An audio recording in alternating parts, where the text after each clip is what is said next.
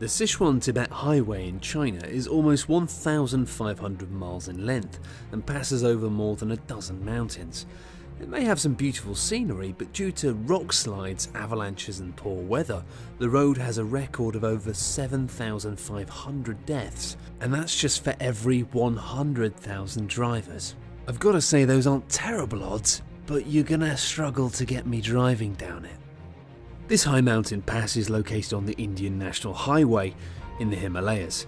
These roads can get so narrow, muddy and icy that some areas become complete death traps. Over 3,000 meters above sea level, the pass is littered with overturned cars and buses, which, yeah, probably not a coincidence, I'm just going to say that. Not only is Australia's Canning Stock Route 1,150 miles long, but it's also one of the world's remotest roads. Not a great recipe for success already. Traversing it takes up to 3 weeks and a huge amount of planning is required beforehand. You got to plan fuel drops, extra water and spare parts. That's all just a requirement if you're going to go down this road. This 15-mile long road is on one long climb, or descent, for any drivers brave enough to try and use it. The huge number of potholes and lots of loose gravel means that vehicles have very little grip when traversing the route. It also has sections flanked with sheer drops with no barriers, made all the worse at night due to a complete lack of lighting. It's not only the visible dangers of vertical drops, sharp turns and drivers with no regard for their own or anyone else's safety that makes this road so deadly. There's also the fact that it's located within Taliban territory. This road has the distinction of having claimed so many lives that people stopped counting its death toll a long time ago. Chile's Ruta 5 National Highway runs right through the Atacama Desert, one of the driest in the world. On Ruta 5, drivers have to deal with not only the dangerously strong winds and total lack of petrol stations, but also the fog that can suddenly appear, which can cause vehicles to veer off the road entirely. Sounds like something out of a horror movie. I'm going to avoid it. This is a road so dangerous that anyone wishing to drive on it needs to apply for a special permit, which I assure you, I will not be doing. Not only is this mountain route slippery and winding, but it's so narrow that if two cars end up coming face to face with each other, one will have to back up, let the other car go past. They have to back up as far as 2 miles before finding enough space for both cars to pass. That's not good.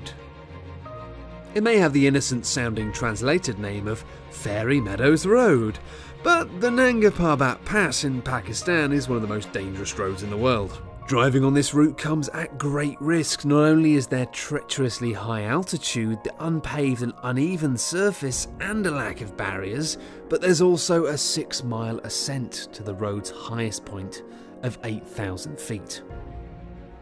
The second longest road in Brazil is so dangerous that it's better known as the Rodovia de Morte, or Highway of Death. No. Highway of Death? No. I'll stick with the ferry. Oh no, the ferry road was bad as well. God, this is tricky.